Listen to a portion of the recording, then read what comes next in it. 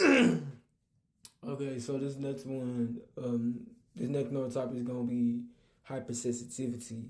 So hypersensitivity in neurodiversity is very common because hypersensitivity can be based off of different forms of senses. So it could be from taste, touch, sight, signs, hands, um, smell and shit like that, but also feeling, thinking, breathing, being, which is, you might think like breathing and smell, but that shit ain't just smell, bro. Anyway, and as well because you could because it's not just smelling like odors and aromas. It could be, for example, smelling someone's what someone's literally feeling, or smelling spirits, which is common though, but it's like this one's heightened to the point where you can tell what type of spirit it is, like automatically. So it's an intuitive nose. Anyways, intuitive birth. Anyway, so then you have thinking, so thinking, feeling, oh yeah, as well as being and hearing. So yeah, them the other senses with hypersensitivity. So it makes you receptive. This is a genetic, kind of like, what is it should we call it?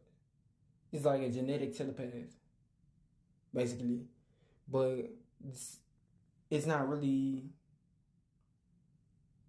telepathy. It's more so receptivity. Yeah, so telereceptivity. So it's like they can basically pick up on the frequencies and vibrations and the sensations, or radiation and tone of within their minds of others within themselves, and this allows them to kind of emit like a frequency, a vibration, a tone that bounces like a whale, like a beluga whale, or some shit like that. So they use like echolocation with their brains to communicate, and whether they realize that's what it's truly called or not, or that's what they can call it or not, they can feel it, they can see it, they can hear it, they can smell it. Things in forms and fashions like that. And hypersensitivity allows one to connect deeper within themselves than others, because they have the ability to kind of see, feel, think, hear, etc.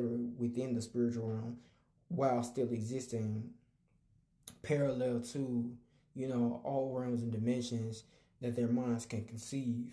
So even if they don't have a way of, or even if they haven't described it, like, clarify what it is to themselves, they haven't realized like what it's called or anything like that, they can they can just feel and see this shit. So it's easier for them to kind of like exist in a higher vibrational frequency and tune naturally. They just came out the womb like that, straight up activated. So they're genetically, they're, I guess they're basically, no, I don't guess, I know they genetic activators. So they genetically activated automatically, which means that any of the abilities that they have, or gifts, not abilities, gifts that they have and abilities are heightened in advance. So when you near one, you can feel, see, hear, think, and you'll even feel like you'll even be who they are.